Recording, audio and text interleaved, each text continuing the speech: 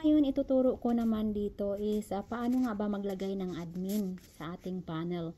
So pag tayo ay naka-open panel is kailangan po nating magkaroon ng admin para kung sakaling busy ka at mayroong nakaupo na hindi ka nais-nais sa iyong panel is pwede mo pa silang i-kick out anytime. So ang makakagawa lang noon is yung host, ikaw na host at ang iyong mga admin. So ngayon gagawin kong admin is si number 2. So pipili ka kung sino ang gusto mong gawing admin sa mga ka-member mo. Syempre ka-member mo lang ha ang iyong gawing admin o kaya kilala mo talaga. Para anytime pwede po silang mag-kick.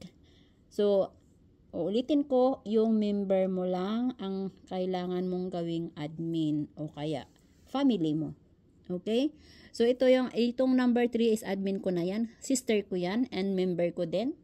Ang number 2, sister ko din. So, bagong member. So, itong number 3 is admin ko na.